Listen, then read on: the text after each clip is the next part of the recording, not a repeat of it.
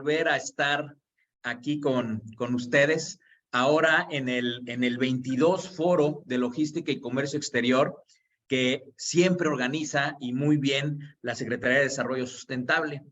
Me presento, Carlos Canseco, director del Clúster para la Innovación Logística del Estado de Querétaro, CILCRO, que nos tocará moderar las siguientes 3 sesiones virtuales y una cuarta presencial en junio, en donde trataremos este tema central y tan de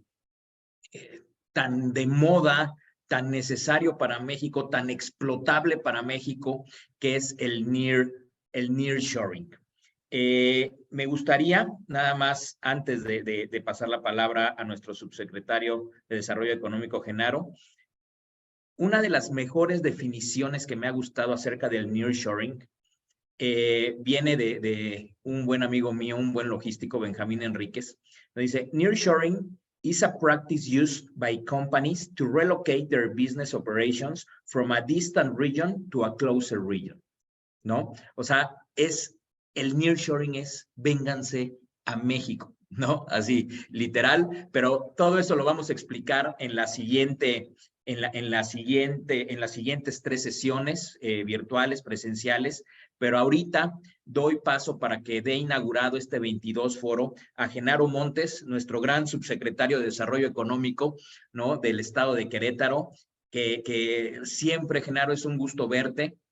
Y pues muchas gracias por esta inauguración de este 22 Foro de Logística y Comercio Exterior, Nearshoring y su impacto en la cadena de suministro. Muchísimas gracias. Genaro, tu micrófono. Muchísimas gracias, Carlos. Muy buenas tardes a todas y a todos. Me da mucho gusto estar aquí en representación del secretario Marco Antonio del Prete, el secretario de la Secretaría de Desarrollo Sustentable, quien en esta ocasión me pidió poder inaugurar en su representación este foro logístico, este 22º foro logístico. Como ustedes saben, desde hace muchos años, CEDESU, en coordinación con todas las instancias, con los diferentes organismos que están involucrados en el comercio exterior, está organizando estos foros logísticos que se dan 2 veces al año. Ha habido 15 ocasiones en que son nada más presenciales y otras tantas que han sido derivado de la pandemia, que fueron virtual y ahorita se está volviendo híbrido. Y esta parte híbrida también permite que haya más actores, que haya más participantes, que haya más ponentes, porque sin duda alguna la logística es un tema fundamental para el comercio exterior, para la cadena de suministro, para todo el desarrollo global y las actividades globales de comercio exterior. Sin embargo, en Querétaro reviste una especial importancia. ¿Por qué? Porque Querétaro estamos ubicados precisamente en el centro de México y es algo que nos pone con una ventaja competitiva con otros estados, con otras regiones, con otros lugares. Como bien lo apuntabas, Carlos, la parte logística es muy importante y sobre todo ahora la parte nearshoring. Ustedes recordarán que durante muchos años se hablaba de la globalización, de cómo generar cadenas globales a nivel internacional, a nivel macro, y después de esta enseñanza dura y cambio de paradigmas que nos dejó la pandemia de COVID, que hace algunas semanas ya fue considerada el fin de la pandemia, nos ubica también en cómo, y bien la descripción que mencionabas, cómo podemos acercar esta cadena de suministro, esta cadena de valor a ciertos lugares, a ciertas regiones, y ya no hablamos de una globalización total, que sí la hay por los tratados de libre comercio, por la actividad económica que desde hace más de 70, 80 años ya ha tenido una prevalencia muy importante, sino más bien ahorita por cómo las cadenas de suministro se van relocalizando, se van regionalizando y estamos viendo cómo podemos ser más competitivos. De esta manera, pues para CEDESU es muy importante el poder seguir a la vanguardia en esos temas, de la mano con todos los que hacen posible este foro, obviamente el clúster logístico, obviamente también la empresa DSV, Wisdom Digital Logistics e Ibiza, que son quienes participan este año con el clúster logístico con CEDESU para poder realizar este foro de logística. Y pues este tema sin duda que nos impartirá el doctor Alberto Ruiz Roja, que es los instrumentos fiscales y administrativos gubernamentales para hacer frente al nearshoring, será un tema pues muy interesante para abrir boca y para podernos involucrar y meter precisamente en este tema de todo lo que es la relocalización o la regionalización de los mercados de las cadenas de suministro y cómo podemos aprovecharlo. Y sobre todo dentro de los temas o puntos a tratar que platicaremos ahora están pues todo lo que tiene que ver con programas de fomento, regímenes aduaneros, certificaciones de zonas fronterizas y tratados de libre comercio, que hoy por hoy tienen una vital importancia el poder entenderlos, el poder estar actualizados y el poder generar condiciones desde el sector productivo, desde el sector privado, desde las asociaciones y desde el gobierno, para generar las condiciones que pudieran ayudar a que se acerquen más empresas, que lleguen más empresas. El gobernador Mauricio Curi, el secretario Marco El Prete, nos ha pedido mucho trabajar en esto y generar las condiciones para que eso suceda. Sin más ni más, Carlos, y para dejarlos con la opinión de los expertos, te devuelvo el micrófono. Muchas gracias a todas y a todos los que están presentes en este foro logístico en este momento de manera virtual. Espero que los disfruten, espero que sea una muy bonita experiencia como ha sido desde 2011 estos foros organizados por la Secretaría de Desarrollo Sustentable. Muchas gracias, muy buenas tardes y que sea muy provechoso. Muchísimas gracias, Genaro. Y retomo, el 22 Foro de Logística y Comercio Exterior, Nearshoring y su impacto en la cadena de suministro. ¿Por qué es un éxito estos foros de logística? ¿No? Definitivamente, y gracias por los patrocinadores, ¿no? Que nos ayudan a continuar año con año en esta parte. Este año DSB, Wisdom y Visa. Pero sobre todo, nuestros expositores de gran calibre. Nuestros expositores que tienen un reconocimiento a nivel global, expertos en el tema, y que en esta primera sesión, pues DSB nos introdujo con el doctor Alberto Ruiz Rioja, quien nos va a dar una gran plática acerca del nearshoring, ¿no? Les voy a platicar a qué trabuco tenemos aquí enfrente para inaugurar este foro. El doctor Alberto Ruiz Rioja tiene 33 años de experiencia, de entrada lo avalan, ¿no? Como experto en el tema. Él es consultor, abogado y académico especializado en comercio exterior, comercio internacional, aduanas, esto me llamó muchísimo la atención, me encantó, fiscalidad internacional y contratos. Él es doctor en Derecho, maestro en Derecho de Comercio Internacional, licenciado en Derecho y licenciado en Contaduría Pública especializado en amparos. También ha tenido grandes estudios y participado en diplomados en arbitraje internacional, sociología y ética fiscal, propiedad intelectual, Incoterms y clasificación arancelaria. Sus escuelas Mater, la Universidad Marista en la parte del doctorado, la Universidad de las Américas Puebla en la parte de la maestría y en sus carreras, en sus licenciaturas, la Universidad Nacional Autónoma de México. Entonces yo creo que va a ser una gran plática y nos vamos a llevar muchísimos puntos que el doctor Alberto Ruiz Rioja, ¿no? de Antón Rioja, despacho, nos va a comentar. Muchas gracias, Alberto. El foro es tuyo. Adelante. Al contrario, muchas gracias a ustedes por el espacio y gracias a todos los participantes. Desde luego que es bien importante celebrar este tipo de foros y que nos reunamos y reflexionemos acerca de este cambio de paradigma, este significativo cambio en el vaivén económico que hemos vivido en las últimas décadas, que si México lo sabe aprovechar, sin lugar a dudas va a ser un motor de cambio muy significativo. Y pues a mí me toca, además de agradecer la invitación y a todos los que se están tomando el tiempo de acompañarnos el día de hoy, a mí me toca hablar del aspecto gubernamental, del aspecto de los instrumentos de carácter administrativo, fiscal, de que disponemos como país, que ya contamos con ellos, para tratar de aprovechar esta dinámica, precisamente esta inercia que se va a generar precisamente por el nearshoring. Pero para ello yo quisiera, bueno, pues hacer primero la invitación a que por favor hagan todas las preguntas que ustedes deseen. Eso es bien importante. Hay una zona especial dentro de la aplicación de Zoom para formular preguntas. Las vamos a contestar al final, pero tan pronto surjan, pues apúntenlas para que no se les olviden y luego pues, vamos a proceder a responderlas con todo gusto. Es bien importante para que ustedes se sientan cómodos para que cualquier tema, por simple que parezca, quede suficientemente esclarecido.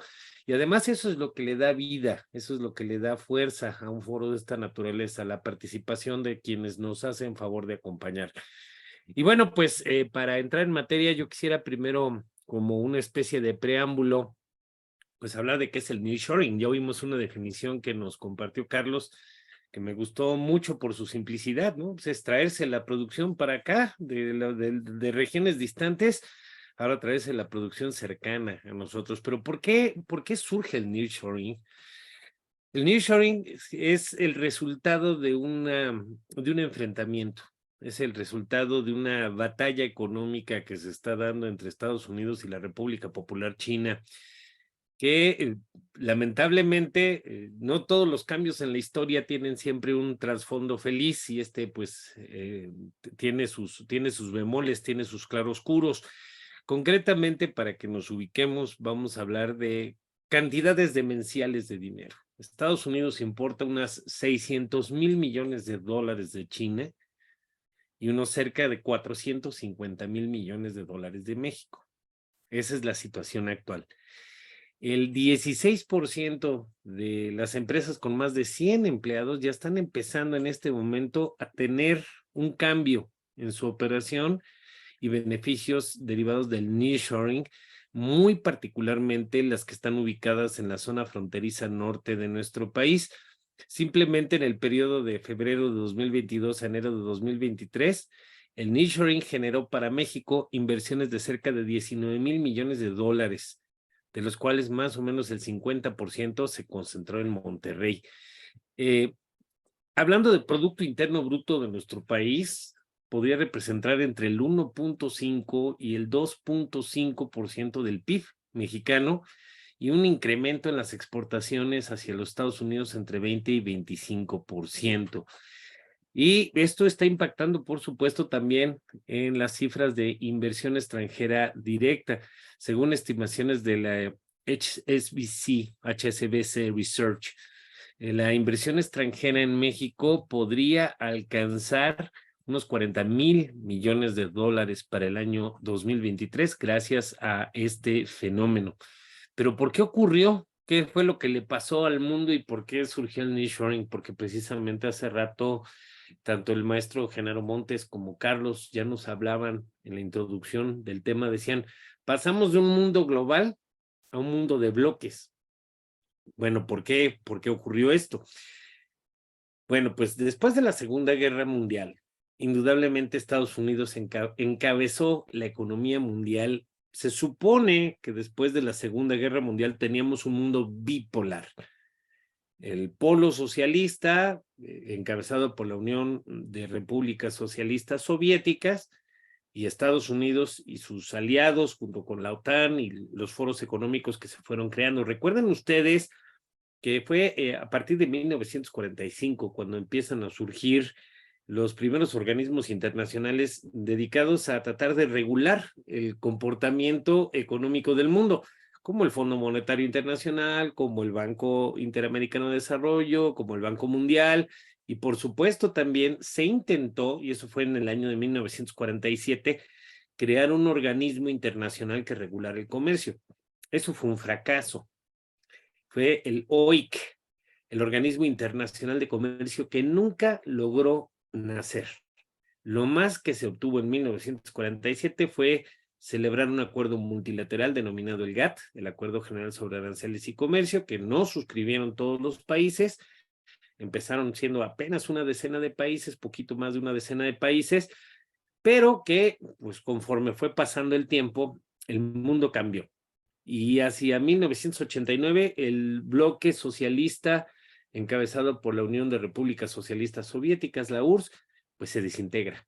Ustedes saben que la caída del muro de Berlín fue algo definitivo para que muchos de los que antes eran un macro país, la URSS, ahora se independizaran. Y el mundo bipolar, o aparentemente bipolar, se convirtió, por lo menos durante un tiempo, en un mundo unipolar en lo económico, en donde el máximo líder eran los Estados Unidos. Sin embargo, esta bonanza aparente de la economía estadounidense no duró para siempre.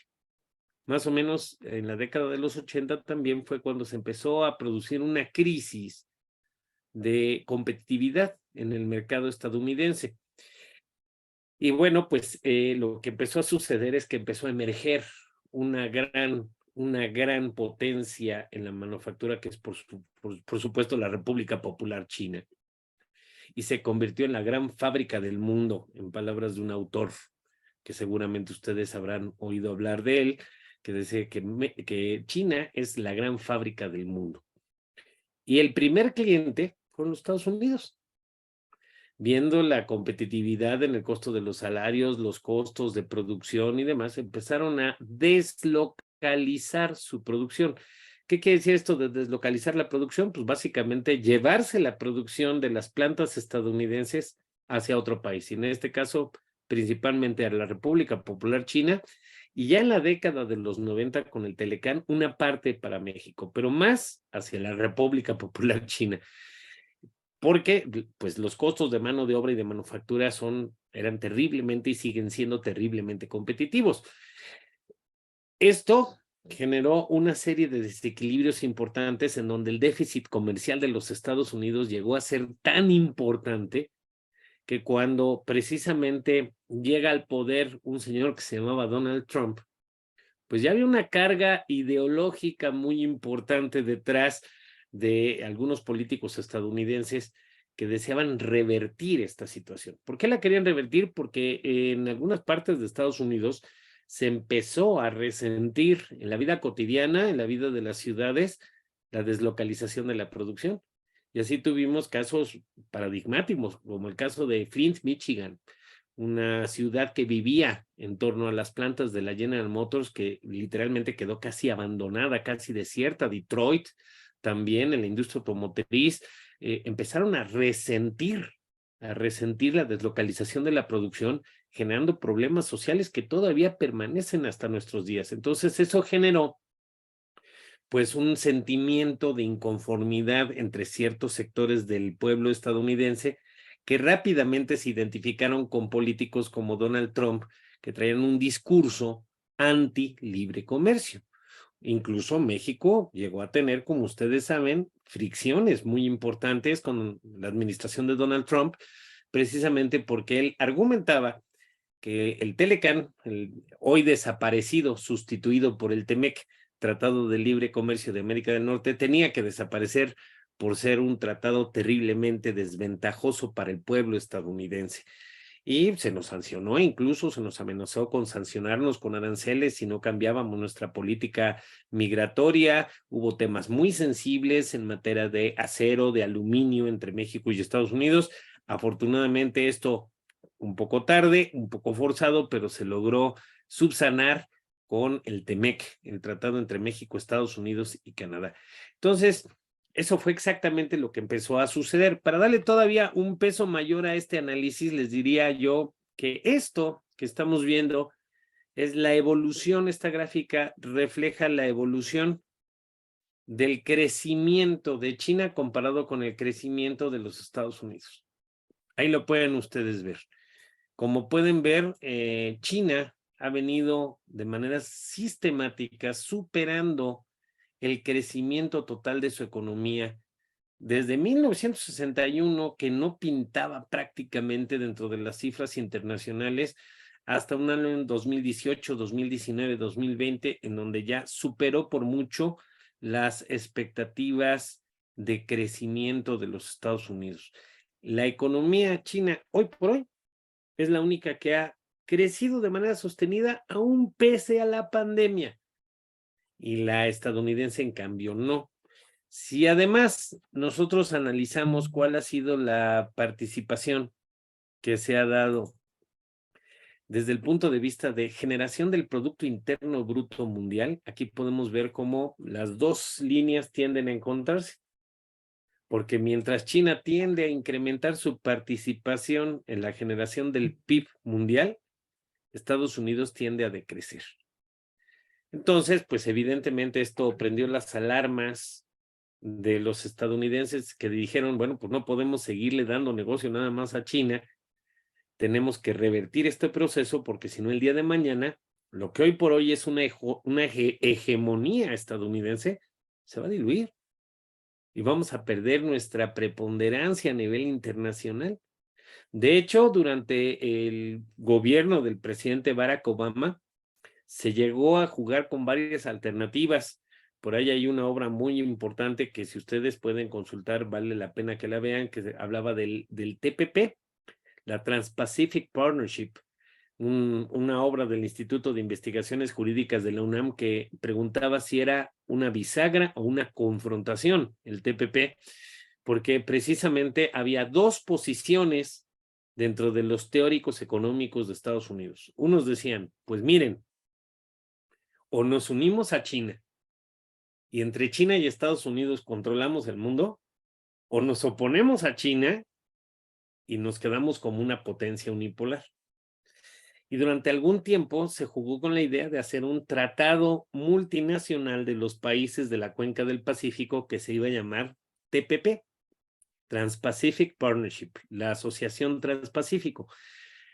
Pero resulta que cuando llega al poder la ideología de Donald Trump, lo primero que hacen es salirse de ese tratado y decir, ya no vamos a participar porque vamos a recuperar, vamos a relocalizar la producción en la zona americana. No tenemos por qué estar celebrando un tratado con los países de la cuenca del Pacífico.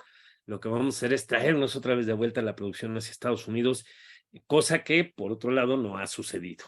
Definitivamente no ha sucedido porque, como ustedes saben, pues uno de los grandes obstáculos que existe para que los empresarios estadounidenses verdaderamente logren relocalizar la producción en Estados Unidos, pues es el costo de los salarios. Los salarios estadounidenses son muy elevados. Son muy elevados comparados con los que se pagan en China, en México, en otros países del mundo.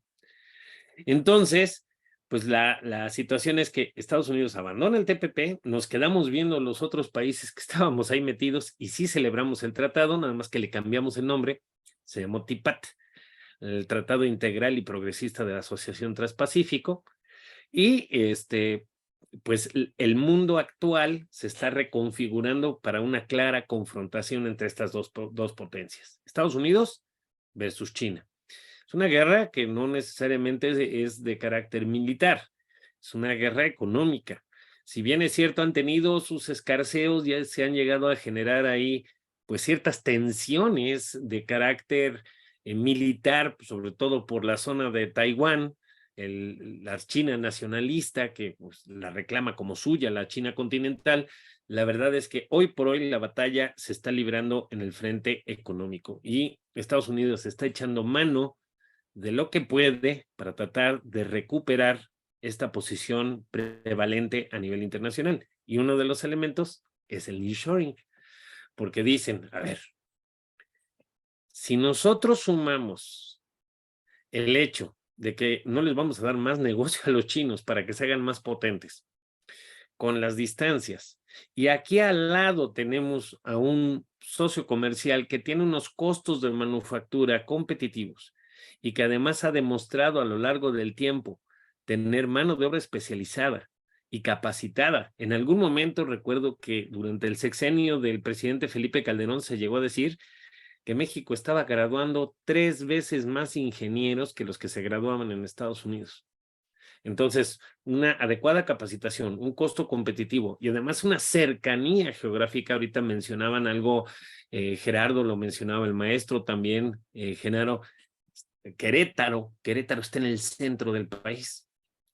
No podría haber un estado mejor concebido para un nodo logístico que Querétaro, sin lugar a dudas. Por ahí nosotros podemos acceder sin ningún problema a la frontera norte del país. Entonces, bueno, pues aquí tenemos que recordar lo que dijo el otrora presidente de México, el mismísimo don Porfirio Díaz. México, tan lejos de Dios y tan cerca de los Estados Unidos. México tiene una posición geográfica envidiada por muchos otros países del mundo, que es el estar puerta con puerta con una frontera de más de 3,000 kilómetros de extensión, con esta economía pujante que está tratando de luchar por recuperar su presencia a nivel internacional. Entonces, pues toda esta serie de ingredientes se va configurando como una oportunidad para nuestro país para beneficiarse. Si me permiten la comparación, justo antes de comparecer con ustedes, estaba yo pensando que a qué se parece este fenómeno del nearshoring, y repasando un poco nuestra historia, se me ocurre que es similar a la bonanza petrolera que tuvimos en la década de los 80, finales de los 70, principios de los 80. O sea, a México le tocó en suerte encontrar petróleo. El yacimiento más grande que se había encontrado en el mundo en ese momento, el yacimiento Cantarell. Bueno, pues ahora le tocó en México a suerte estar puerta a puerta con un país que ya no quiere tener negocios con China o quiere minimizarlos en la medida de lo posible y que tiene una necesidad de consumo y de producción muy elevada. De hecho, hablando de ventajas, eso sería una ventaja de carácter comparativo, porque es meramente circunstancial el hecho que México esté puerta con los Estados Unidos. Pero lo que nosotros tenemos que desarrollar para que funcione este impulso, así como en su momento para la industria petrolera se tenía que desarrollar la autonomía de gestión energética, que no lo logramos y que fue perder una oportunidad, pues ahora México no puede dejar perder esta oportunidad de oro, que entre otras cosas implica el aprovechar la ventaja comparativa de estar puerta con Estados Unidos, desarrollando sus ventajas competitivas. Y ese es justamente a lo que vamos con esta charla del día de hoy. ¿Cuáles son los instrumentos de los que México puede echar mano, que ya existen en la actualidad, que ya están disponibles en este momento, que pueden coadyuvar a que este fenómeno del nearshoring efectivamente se convierta en esta posible bonanza para nuestro país, que es exactamente lo que nosotros, por supuesto, deseamos? Un poquito, regresando 2 pasos, quisiera yo apuntar por qué China, ¿no? La situación con China es particular. China, pues tiene también ventajas de carácter comparativos muy interesantes. La primera es su gran extensión. La segunda es su gran población. Tiene una capacidad de mano de obra intensiva tremenda. Y China aprovechó el contexto de la apertura comercial para en 1978 y en 1979 firmar acuerdos comerciales y buscar establecer con los Estados Unidos de América tratados en donde se les brindara el concepto de la nación más favorecida, celebró un acuerdo de comercio de textiles, un acuerdo para evitar doble tributación, comités de trabajo referente a comercio, economía, ciencia y tecnología, y luego la cereza del pastel fue en la década del 2000. Recuerden ustedes que hace rato decía yo que en 1947 fracasa el intento internacional de crear un organismo internacional de comercio. No fue sino hasta 1995 cuando se logra crear ese organismo. Ese organismo se llama OMC. Y nace gracias al antecedente de la firma de ese acuerdo multilateral que se llamaba GATT, que decía yo era una decena de países el que originalmente lo suscribió. Bueno, pues hacia la década de los 90 ya éramos 160 países los que lo habíamos firmado. Y el gran ausente, el elefante en la sala, era China. China no formaba parte de la Organización Mundial de Comercio, a diferencia de México, que es país fundador de la OMC junto con los Estados Unidos. China no formaba parte de la OMC. ¿Eso qué significaba? Que hasta cierto punto se podían, de alguna manera, contener los ímpetus de la manufactura china mediante instrumentos como, por ejemplo, las cuotas compensatorias. Como no eran países a los que les debiéramos un trato de nación más favorecida, ni tampoco tuviéramos que someternos a las disposiciones de la OMC en cuanto a la creación de instrumentos para combatir las importaciones de la República Popular China. Por ejemplo, México, en 1994, somete a cuotas compensatorias un universo bastante considerable de productos chinos, a cuotas compensatorias en la naciente ley, que en aquel entonces se llamaba, en la década de los 80 se llamaba la Ley Reglamentaria del segundo párrafo del artículo 131 constitucional. y que en 1993 nace como la Ley de Comercio Exterior, con la intervención de la Unidad de Prácticas Comerciales Internacionales, la UPSI, de la Secretaría de Economía, antes Secretaría de Comercio y Fomento Industrial. Bueno, pues México reacciona, frena las importaciones de los productos chinos porque sabía que iba a generarse un problema en la manufactura nacional de calzado, textil, confecciones, juguetes, y de repente tuvimos un universo de productos que todo lo que venía de China tenía cuota compensatoria. Esa situación duró hasta el año 2000, en que China solicita su adhesión a la OMC. Adhesión que se concreta en el año 2001. México fue de los últimos países en dar su voto definitivo de aprobación para que se incorporara a China en la OMC, porque la discusión era cómo acomodamos ese elefante en la sala. Si lo dejamos fuera de la OMC, entonces los chinos pueden hacer lo que quieran en materia de establecimiento de precios. Por ejemplo, pueden recurrir a subvenciones o a discriminación de precios y no hay ningún tipo de organismo internacional que los controle. Pero si los ingresamos a la OMC, les vamos a tener que dar el mismo trato que el resto de los países miembros. Y esa era la gran discusión en el seno de la OMC. Bueno, México se resiste, es de los últimos en dar su voto, pero finalmente China se incorpora a la OMC en el año 2001 y a partir de ese momento vino la explosión absoluta de la participación de China en el comercio internacional y se empezó a acentuar el desequilibrio entre Estados Unidos y China. Esa es la historia. Entonces nosotros estamos en medio de un acontecimiento, una serie de acontecimientos históricos que se han venido concatenando para que entonces, tarde que temprano, Estados Unidos volteara y dijera, en lugar de recurrir a las fábricas chinas, vamos a buscar a nuestros socios comerciales naturales, que serían Estados Unidos, México y Canadá, en un solo bloque, lo cual promete convertir a la región TEMEC en una de las regiones de mayor crecimiento potencial a nivel internacional. Si a esto le sumamos también lo ya mencionado por el maestro Genaro, por Carlos al inicio de esta charla, que fue la pandemia ocasionó el cierre de distintas fronteras por cuestiones sanitarias. Eso logró que se contrajeran los flujos de comercio a nivel internacional hasta en un 10%. Naturalmente, esto influyó en el costo del transporte.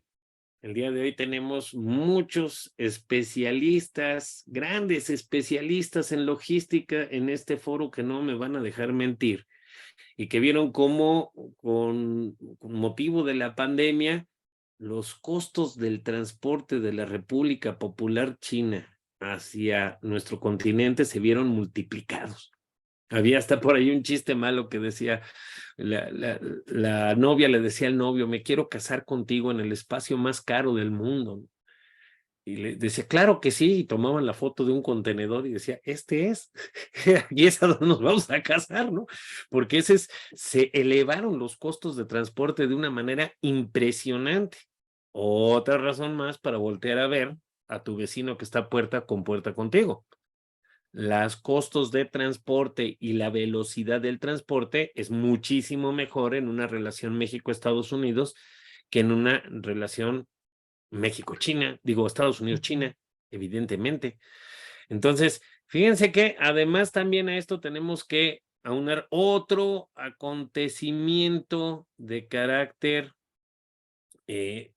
geoestratégico, la guerra entre Rusia y Ucrania. Es una serie de decisiones que se han venido tomando pues a nivel internacional, algunas de ellas pues lamentables, algunas de ellas preocupantes, y es el caso que la OTAN decidió pues impulsar su presencia cada vez más cerca de Rusia, porque así como está la amenaza económica por parte de los chinos, está la amenaza militar por parte de Rusia, y la OTAN pues decidió ponerse hostil y decidió tratar de atraer a sus huestes a Ucrania. Y entonces Rusia, argumentando la defensa de su soberanía y de sus fronteras, decidió invadir este país con los efectos que todos conocemos. Entre otras, el costo energético, porque como ustedes saben, algunas rutas comerciales se modificaron, los costos de producción se vieron afectados y ciertas materias primas como el petróleo y el trigo también se vieron afectados. O sea, es increíble, por ejemplo, el impacto que esto ha tenido en la Europa occidental.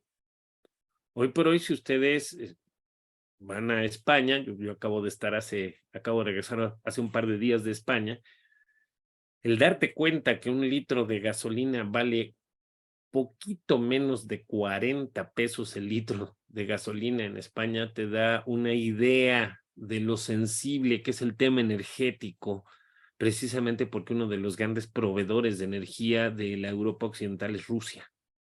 Entonces, todos estos fenómenos se han venido coaligando y han venido precipitando el hecho de que México se vea como una alternativa factible para precisamente llevar a cabo esta función que le llamamos nearshoring, que traducido al español libremente es, en lugar del offshoring, en lugar de irnos a una orilla distante, es acercarnos a la orilla más cercana, ¿no? Y en este caso la orilla más cercana de Estados Unidos somos nosotros. Ahora bien, ¿qué retos tiene México? México tiene muchos retos, esto no va a ser automático, esto va a...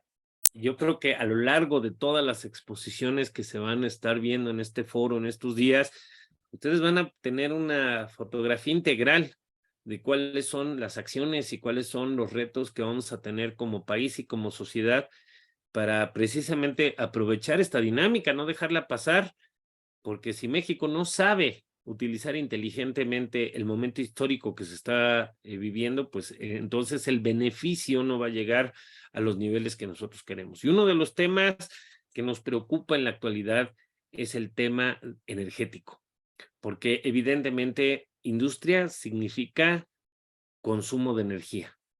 Y en ese sentido, tanto Pemex como CFE, pues se ha apuntado por parte de la administración de Joe Biden que la política energética está diseñada, la política energética del gobierno actual está diseñada en México para favorecer estas dos empresas.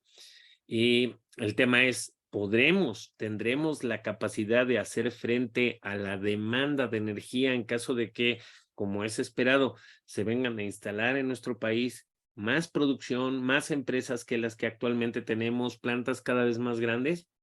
Esa es una interrogante que está en el aire. En este momento estamos importando cerca del 75% del gas que se demanda para producción industrial y solamente el 25% es de producción nacional. Igual en el tema de almacenamiento de ese energético, solamente tenemos 2.4 días de almacenamiento de gas natural. De ese tamaño son nuestra reserva en este momento de respuesta inmediata. Y por supuesto también está el tema de la generación eléctrica. Pero bueno, esas son cosas que sin lugar a dudas se van a tener que resolver a lo largo de esto. También los invitamos, queridos amigos, ahí nos están haciendo favor de apuntar a Alejandro Aguilera, que también pueden hacer preguntas mediante del chat.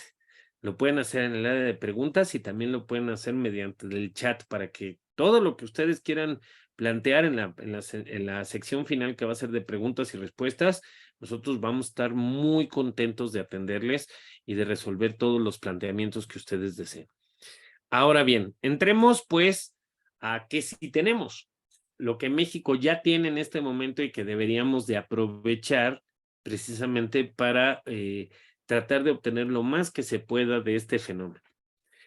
Hablando de instrumentos gubernamentales, desde la creación de la Ley de Comercio Exterior en el año de 1993, se estableció que la Presidencia de la República, el Poder Ejecutivo, tenía la capacidad de crear mediante decretos programas de fomento e instrumentos que fomentaran las exportaciones y el intercambio comercial de nuestro país con otras naciones.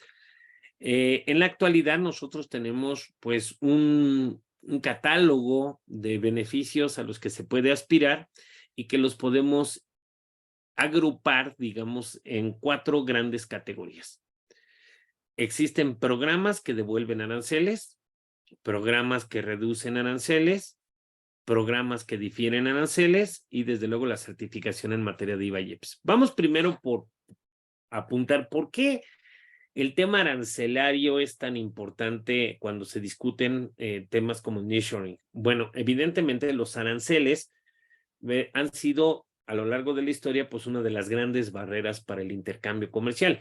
El arancel, como ustedes lo saben, es un impuesto que se genera por la introducción de mercancías a un determinado territorio o la extracción de mercancías de un determinado territorio.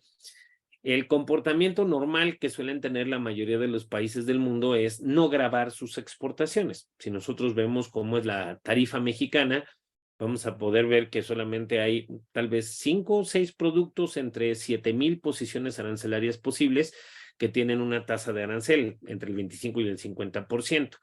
Y nosotros vamos a poder distinguir que la razón de ser de esos aranceles es precisamente para inhibir que se exporten esos productos. Recientemente se hizo con el maíz blanco y desde siempre, por ejemplo, se han grabado los asfaltos necesarios para producir carreteras. Pues, en parte por los compromisos internacionales de nuestro país también de combatir el calentamiento global y la contaminación. Pero de ahí en fuera, el resto de los 7,000 y tantos productos no pagan arancel a la exportación. Pero en importación el escenario es diferente. México forma parte de la OMC, como ya habíamos mencionado. Es de los países fundadores de la OMC, es de los países que suscribieron el GATT de 1994. Es un país, por lo tanto, que tiende a disminuir el impacto de sus aranceles de manera natural, pero siguen existiendo. Y el arancel tiene la característica de ser un impuesto que se convierte en costo de las mercancías. Es, pues, un costo netamente de política tributaria, de política gubernamental. Entonces, los países pueden impulsar sus exportaciones echando manos de muchos instrumentos. Uno de ellos es desgravando las importaciones de los bienes intermedios que se necesitan para poder elaborar los satisfactores de exportación. Y es ahí precisamente donde entran estas categorías de productos, ¿sí? Fíjense que hablemos primero de los que devuelven aranceles. Es una práctica internacional sumamente reconocida y regulada y de alguna manera controlada por el GATT y la OMC, lo que conocemos con el nombre de drawback. Drawback quiere decir recuperación de aranceles. No es el mejor de los instrumentos para la competitividad, pero es una herramienta que está disponible ahí para quien se vea ubicado en el supuesto. Básicamente, consiste en la devolución de aranceles a aquellas personas que exporten mercancías después de haberlos importado. Ahora, aquí tenemos un tema interesante. Drawback es un programa de fomento que está administrado por la Secretaría de Economía, que nace de un decreto creado por el presidente de la República, en el cual se parte de que si cuando nosotros realizamos una importación definitiva pagamos aranceles y luego por algún motivo ese producto se termina exportando, se puedan recuperar los aranceles, o sea, exclusivamente el IGI, el Impuesto General de Importación. Este programa no devuelve ni el impuesto al valor agregado, ni el derecho de trámite aduanero, que son otros costos fiscales asociados a la importación. Porque el arancel es el que verdaderamente se convierte en un costo significativo. Sin embargo, drawback tiene sus limitantes. Curiosamente, una de las limitantes que tiene drawback es que no se puede utilizar este programa para importar materia prima de fuera de la región TEMEC, exportarla a Estados Unidos y luego recuperar los aranceles, porque así lo prevé el artículo 2.5 del TEMEC. Entonces, drawback no es una herramienta significativa para el tema del nearshoring, a menos que estemos hablando de mercancías que se retornen en el mismo estado. Resulta que si las mercancías se importan y se retornan en el mismo estado, en donde no hay una transformación sustancial, sino que se trata solamente de servicios complementarios, entonces ahí sí se puede recuperar los aranceles. Pero si hay transformación, no se puede ejercer con Estados Unidos el beneficio, con los países miembros del TEMEC, el beneficio. La característica más destacada que tiene drawback es el tema de los tiempos. Para poder solicitar una devolución de aranceles, se necesita que entre la importación y la solicitud de devolución no hayan transcurrido más de un año. Pero además, que desde el momento de la exportación y hasta el momento de la solicitud de devolución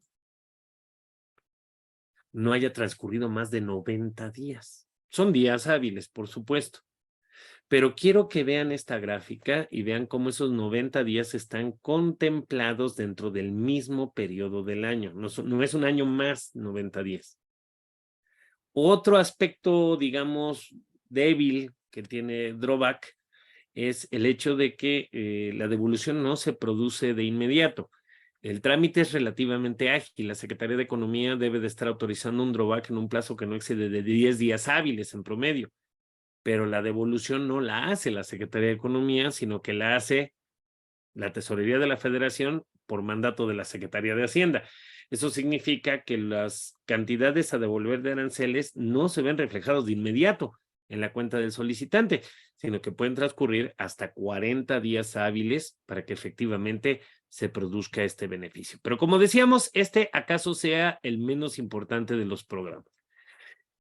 El que sin lugar a dudas es el programa rey de las manufacturas y de los servicios de exportación se llama IMEX. IMEX quiere decir industria manufacturera, maquiladora y de servicios de exportación. Y ustedes saben muy bien, y en Querétaro hay muchísimas empresas que cuentan con este programa. El programa IMEX nos permite realizar importaciones temporales desde la óptica de la ley aduanera con el objeto de someterlas a procesos productivos, transformación, elaboración, reparación, o bien para prestar servicios destinados a apoyar la exportación. Y sobre todo, y lo que lo hace muy interesante es que también nos permite no solo importar materias primas, partes y componentes, sino también importar activo fijo, herramental, lo que nos permite, en el caso de la materia prima, diferir el momento de pago de los aranceles. Y en el caso de la maquinaria y el activo fijo, poder, mediante la combinación con la certificación IVA-IEPS, no pagar en efectivo el impuesto al valor agregado al momento de la importación. Sin lugar a dudas, es uno de los grandes motores de la exportación manufacturera de nuestro país. Me atrevería a decir que más del 60% de las exportaciones manufactureras de nuestro país están relacionadas de alguna manera con IMEX, claro, excluyendo el sector petrolero, porque IMEX no está diseñado ni es un decreto que permita la participación del sector petrolero. Es para exportaciones no petroleras. Ahora, ¿quiénes pueden ser IMEX? Empresas que o lleven a cabo procesos productivos o que presten servicios relacionados con la exportación. En este orden de ideas, lo que pide el decreto es que se esté exportando por lo menos el 10% de las ventas totales anuales o un equivalente de $500,000 de los Estados Unidos para ser una empresa candidata del programa. Pero no nos engañemos. IMEX es un programa más complejo de lo que parece, porque hay distintas modalidades de IMEX dependiendo del sector en el que se desempeñe la empresa que lo quiera suscribir. Así, por ejemplo, la que tal vez ubiquemos la mayoría de nosotros es el caso de los IMEX industriales, es decir, empresas que llevan a cabo la importación temporal de insumos, partes y componentes para llevar a cabo un proceso industrial y después exportar. Probablemente esta sea la más directamente relacionada con la figura del nearshoring, porque quedamos que una de las, digamos, ventajas atractivas de nuestro país es que los costos de manufactura son muchísimo menores que los de Estados Unidos. De ahí que la mayoría de las empresas IMEX que se van a ver beneficiadas directamente por este fenómeno son las de tipo industrial. Pero también están las de servicios, que son aquellas que no necesariamente llevan a cabo procesos productivos, pero que pueden llevar a cabo temas como reparación de equipos, como el acondicionamiento de mercancías, como el lavado industrial de ropa, es decir, procesos que no transforman la mercancía en algo diferente, pero que sí podemos llegar a generar servicios relacionados con la exportación, incluso hasta los call centers. Existen empresas de call centers que son IMEX de servicios. Están las de albergue, Las de albergue consisten en que, primero, una empresa especializada en la administración de este tipo de programas echa a andar el proyecto y luego le traspasa el programa IMEX a la empresa extranjera inversionista final. Y también tenemos aquellas que son las de terciarización o las controladoras de empresas, aunque estas son para cuestiones bastante específicas. La controladora de empresas fue concebida para responder a una necesidad de grupos industriales muy grandes que pudieran administrar todos sus programas IMEX como uno solo, y la terciarización para aquellos casos en que una empresa, una inversionista extranjera no tiene instalaciones propias para llevar a cabo las transformaciones del programa y recurre a un tercero para llevar a cabo dicha elaboración. El tema de IMEX es que es un programa de diferimiento de aranceles. Es un programa que también nos permite en un momento dado el no pagar el impuesto al valor agregado o el impuesto especial sobre producción y servicios en efectivo al momento de realizar las importaciones. Y esto naturalmente impacta en la competitividad. Sin embargo, las empresas IMEX tienen que ser empresas muy disciplinadas desde el punto de vista administrativo. Yo creo que todos los que nos desempeñamos en este sector sabemos de historias, verdaderas historias de terror, de empresas que siendo IMEX llegan a perder el control del programa y llegan a perder el control administrativo de inventarios y fiscal de la operación, lo cual se traduce en que en el ejercicio de sus facultades de comprobación la autoridad los encuentra pues cometiendo infracciones por no poder demostrar a satisfacción de las mismas autoridades el retorno de las mercancías importadas temporalmente, y eso se traduce en créditos fiscales enormes. Entonces, yo siempre lo he dicho y a lo mejor puede sonar muy dramático, pero IMEX es un programa maravilloso, genial, en la medida en que haya una administración adecuada, o puede ser el epitafio de una empresa. Si no se administra debidamente, puede ser algo que dé al traste con la inversión. Entonces, muy importante capacitarnos y estar informados acerca de las obligaciones que genera. La primera, cumplir con los porcentajes mínimos de exportación. La segunda, tener un control real de lo que retornamos, ya sea mediante exportaciones directas o mediante operaciones virtuales. La tercera, saber que nos obliga a presentar reportes e informes de carácter anual y descargos para efectos de la certificación en materia de IVA-IEPS, llevar un adecuado sistema de control de inventarios, el famoso anexo 24, que también se convierte de repente en una de las grandes pesadillas de las empresas. Y por último, estar conscientes de que ser IMEX nos obliga a una disciplina que nos impide enajenar lo que importamos temporalmente, a menos que se enajene a otra empresa que también tenga el programa IMEX y cumpliendo con los requisitos específicos que tiene tanto la ley aduanera, su reglamento y sus reglas mediante las famosas operaciones virtuales. IMEX se compagina muy bien con otro programa que se llama PROSEC. De hecho, el mismo decreto IMEX te dice que cuando tú obtienes un programa IMEX, automáticamente puedes obtener en automático el acceso a PROSEC. PROSEC quiere decir Programa de Promoción Sectorial. Y básicamente lo que busca es disminuir el costo arancelario de los insumos necesarios para fabricar mercancías, independientemente del país de origen de los mismos. PROSEC fue una medida implementada por México hacia el año 2001 precisamente para contrarrestar un poco el efecto del artículo 303 del Telecán, que nos obligaba a no exentar de aranceles a aquellos productos que fueran elaborados con materias primas que no fueran de la región Telecán. Ahora es el artículo 2.5 del TEMEC. PROSEC tiene distintos sectores, pero básicamente funciona así. Uno tiene que buscar dentro del decreto PROSEC, en el artículo 4, las posiciones arancelarias de las mercancías que se tienen que fabricar. Si nosotros ubicamos la mercancía que nosotros fabricamos en el artículo 4 del decreto, eso nos da derecho a obtener un PROSEC y obtener las tasas arancelarias del artículo 5 del mismo decreto. El nombre de PROSEC es porque hay muchos sectores involucrados. está la industria eléctrica, electrónica, mueble, juguetes, juegos, calzado, mineral y metalúrgica, bienes de capital, maquinaria agrícola, industrias diversas, química, manufactura, caucho, plástico, industria siderúrgica, farmacoquímica, papel y cartón, madera, etcétera. Nosotros tenemos que ubicar si el producto que nosotros elaboramos se circunscribe dentro de alguno de estos sectores en el artículo 4, y si es así, tenemos derecho a las tasas arancelarias del artículo 5. En ese sentido, los invito a que consulten la página de la Secretaría de Economía denominada SNICE, el Servicio Nacional de Información de Comercio Exterior, donde ustedes van a poder ver un desplegado, la base de datos de cuáles son las mercancías que tienen beneficios arancelarios para cada uno de los sectores. ¿Correcto? ¿Qué obligaciones tiene PROSEC? PROSEC debe de transformar las mercancías.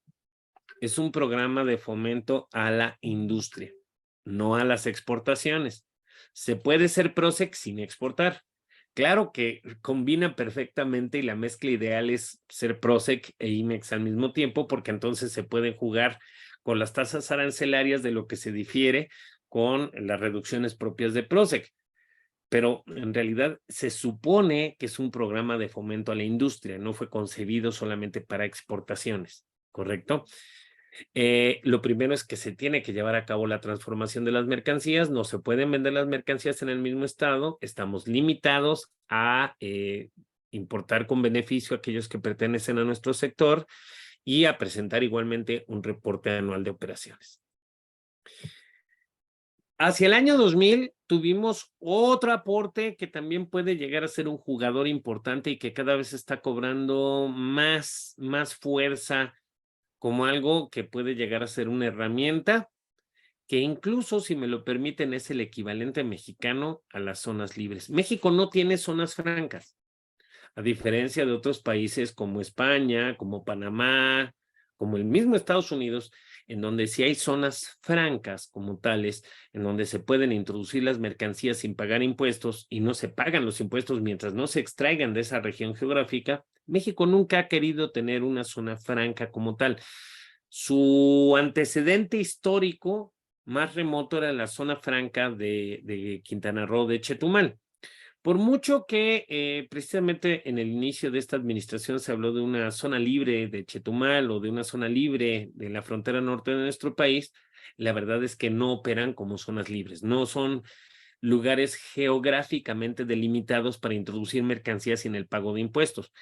Está por ahí en estado de animación suspendida una ley que se llama la Ley de las Zonas Económicas Especiales, que en este sexenio se paralizó. La ley no está abrogada, no está derogada, pero simple y sencillamente el proyecto nunca se llegó a echar a andar.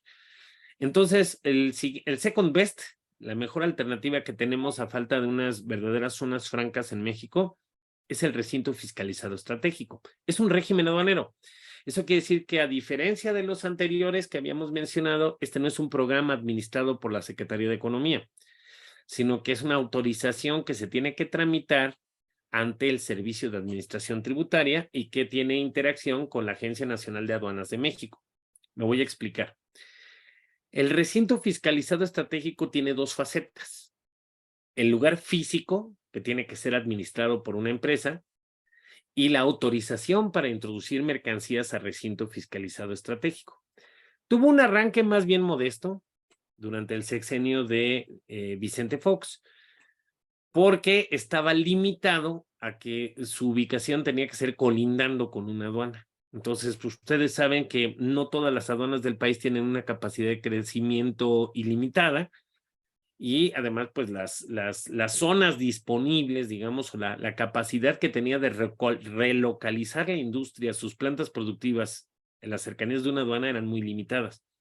Afortunadamente esto cambió y nuestra ley actual ya no necesariamente limita a los recintos fiscalizados estratégicos a que tengan que estar colindando con una aduana. Ahora se pueden ubicar en cualquier parte de territorio nacional en la medida que se considere una zona de desarrollo económico especial, una zona de desarrollo económico estratégico, que eso lo valida la Secretaría de Economía.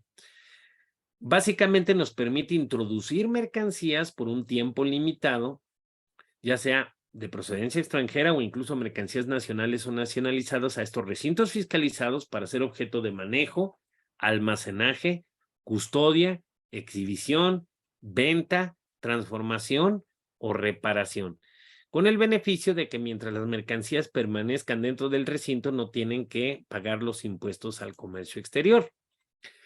Los beneficios son no pagar impuestos al comercio exterior a menos que se extraigan para su importación definitiva o nos ubiquemos en los supuestos de los tratados internacionales previstos en el artículo 63A de la ley, como por ejemplo el 2.5 del TEMEC. No cumplir con ciertas regulaciones no arancelarias, salvo las de seguridad nacional. Por ejemplo, las normas oficiales mexicanas no se tiene que cumplir con NOMS cuando se introducen mercancías al régimen de recinto fiscalizado estratégico. Se puede dar un tratamiento preferencial a las mermas. Los mermas resultantes de los procesos no tienen que pagar contribuciones en la medida que sean demostrables como mermas. Recordemos que la ley aduanera nos dice merma es aquello que se pierde en el proceso productivo y desperdicios son las evidencias o los residuos físicos que quedan después del proceso productivo.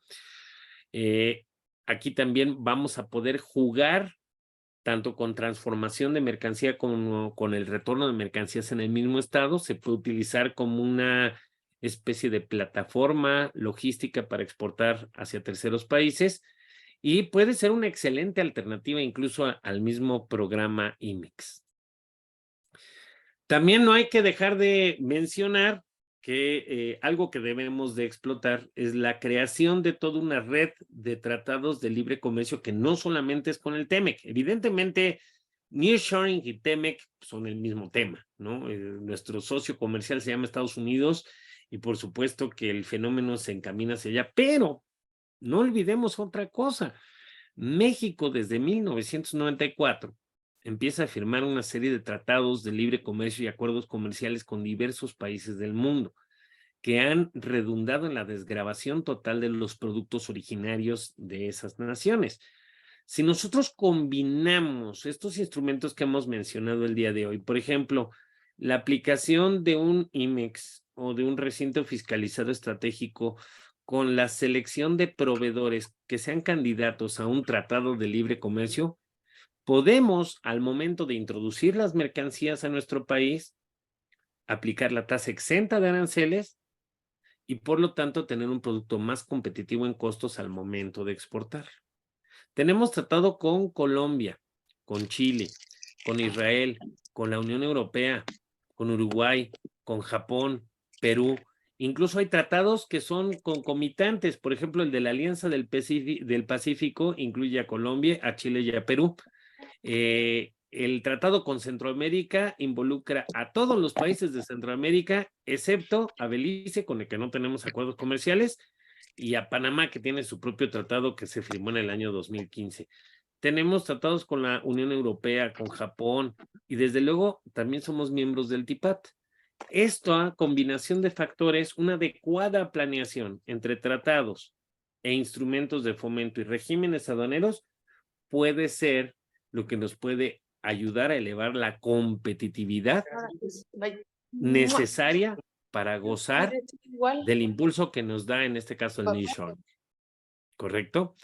Y bueno, mencionarles también que otro instrumento que las empresas deben de considerar es uno creado a nivel internacional por la Organización Mundial de Aduanas y que México ha adoptado, que es el operador económico autorizado. Este es un caso especial. Se creó como un programa de seguridad internacional. Las empresas OEA son empresas que blindan su cadena de aprovisionamiento para tratar de impedir la contaminación de los embarques por parte del crimen organizado o del contrabando o del terrorismo. Y la Organización Mundial de Aduanas lo planteó como una iniciativa en donde los gobiernos de los distintos países integrantes les dieran beneficios administrativos, fiscales, aduaneros a las empresas que blindaran su cadena de aprovisionamiento. Y desde luego hay varias maneras de convertirse en operador económico autorizado dependiendo del sector en el que nos desempeñamos, ya sea como importador-exportador, como controladora de empresas, como aeronaves, textil o los recintos fiscalizados estratégicos, por citar algunos.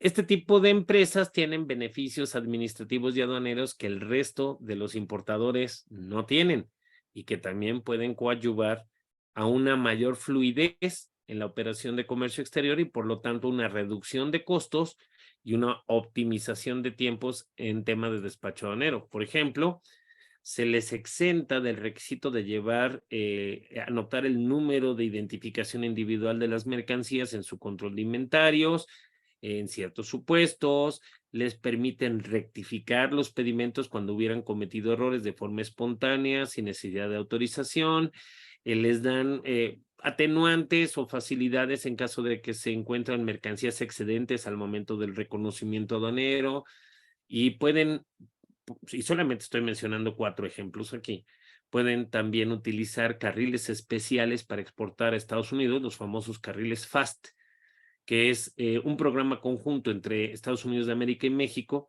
que son el famoso CBP de los Estados Unidos, el Customs Border and Protection Service. Se ha puesto de acuerdo con las autoridades aduaneras mexicanas para que haya carriles con menor revisión al momento de que se exporten las mercancías hacia Estados Unidos, lo que lógicamente también se traduce en un beneficio de tiempos y de costos. En fin, pues esa fue una un rapidísimo paseo por algunos de los instrumentos y programas de carácter gubernamental que tenemos para poder hacer frente al nearshoring, Carlos. Entonces, si te parece bien, vamos a proceder con las preguntas. Tengo por aquí una, si quieres, no sé si le quieres dar lectura tú.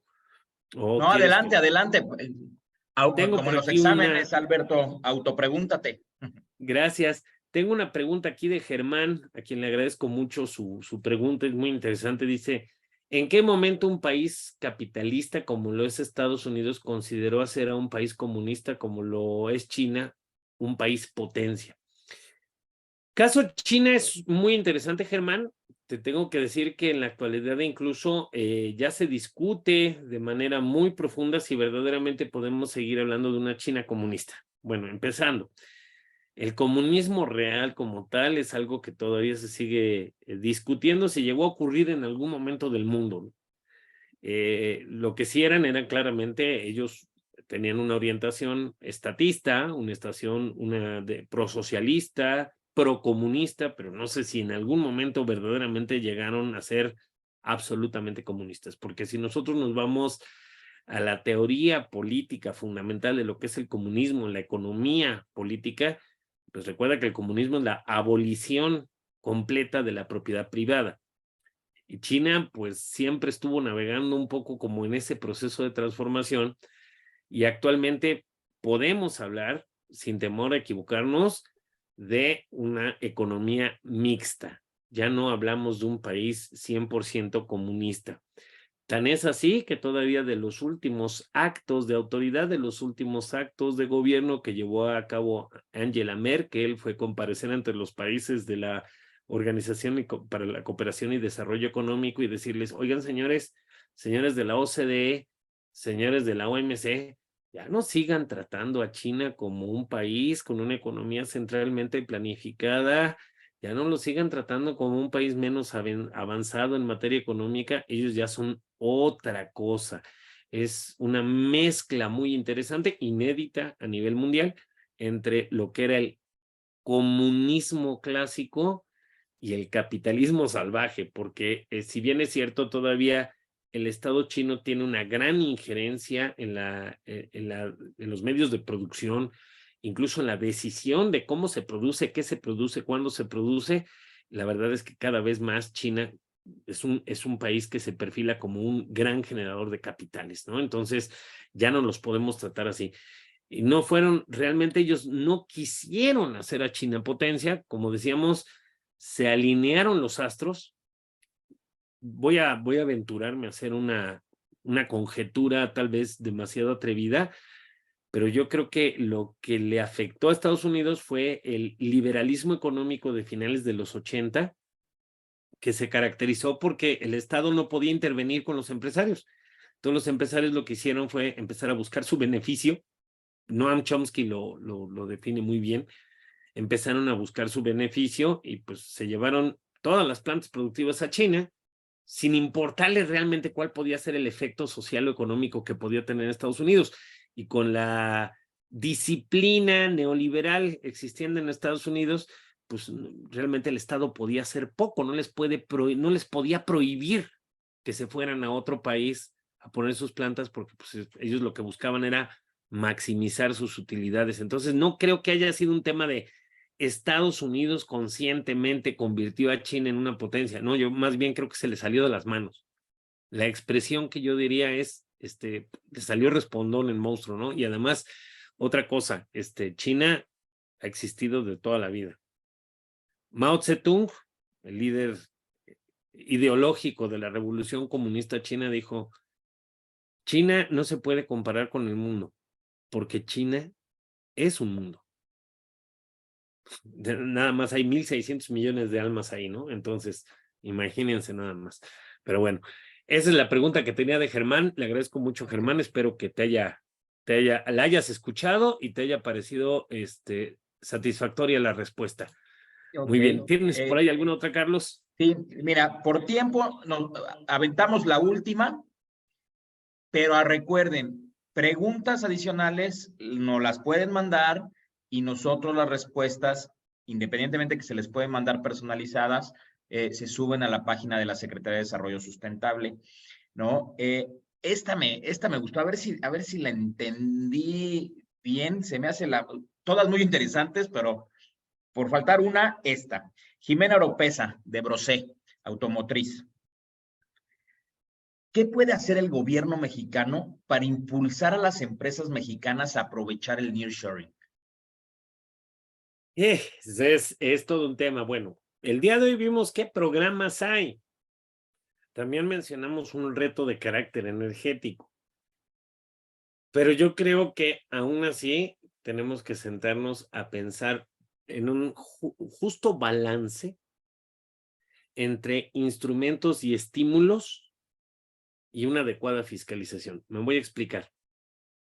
Lamentablemente, la cultura fiscal en nuestro país es compleja. Como tú pudiste narrarles, Carlos, a los participantes el día de hoy, uno de los temas a los que me he dedicado y que incluso conduzco seminarios a nivel doctoral es algo que se llama sociología fiscal, que habla acerca de cómo se comporta la sociedad con respecto a las contribuciones y cómo las contribuciones cambian a la sociedad.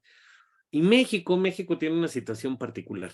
México es un país que, a diferencia de lo que ocurre con otras naciones del mundo, su nivel de cumplimiento fiscal es más bien bajo. Entonces, como gobierno es un gran reto porque dices, bueno, ¿qué le tengo que dar al empresario para que aproveche el nearshoring? Quitarle cargas fiscales. Pero si yo le quito indiscriminadamente cargas fiscales a los empresarios, existe una alta posibilidad de incumplimiento por parte de un sector muy grande de la población. Entonces, el llegar a un balance adecuado sería lo importante. Yo creo que tendríamos que tener políticas públicas más inteligentes para, sin descuidar la fiscalización, darle instrumentos de facilitación a las empresas. Ser atractivos sin perder el control. Porque yo creo que lo que ha pasado en el pasado con algunos programas como lo fueron las empresas Pitex, las empresas maquiladoras, es que si tenemos ahora todo este andamiaje de declaraciones, controles, lo que mencionaba yo en mi exposición, ¿no? Que si el anexo 24 y que si la certificación y que si el anexo 31, todo ese andamiaje existe como una reacción del gobierno a los abusos.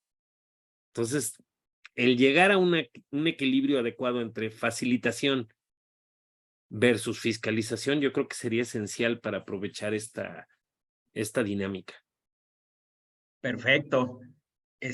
Bueno, doctor, nos podríamos quedar aquí hasta las 10 de la noche, pero pues, la verdad es que a nosotros, como comentábamos, ¿no? Este 22 foro no se llega así tan fácil si no es que tuviéramos expositores tan expertos como tú, doctor Alberto Ruiz Rioja. De verdad que nos llevamos muchas cosas. Yo mi termómetro de los webinars es cuando me están escribiendo por fuera, ¿no? Y siempre me van, oye, qué padre, qué interesante, qué todo. Y no ha sido la excepción, preguntando tus datos, ahí están, ¿no? Y pues bueno, así como digo de los expositores, aquí también tenemos a Liliana Núñez de DSB, operador logístico, DSB, que gracias a ellos también es parte de esto. Tenemos a Liz de la Fuente, Alejandro Aguilera por parte de la Secretaría de Desarrollo Sustentable, a nuestro subsecretario Genaro Montes, y pues nos despedimos de esta gran primer plática. Les recuerdo que el próximo martes, en 8 días, a las 17 horas, mismo horario, mismo martes, 17 horas, viene Nearshoring y su impacto en la logística tercerizada por nuestro otro patrocinador que es Wisdom Digital Logistics, y la conferencia será impartida por Edgar Pereda Chávez, ¿no? Muchas gracias, Alberto, muchas gracias, Liliana, y pues a seguir trabajando. No es cierto, ya son las 6. Vamos a continuar, y de verdad un gusto haber participado e inaugurado este foro número 22. Muchas gracias, Liz, muchas gracias, Alex, muchas gracias, Genaro.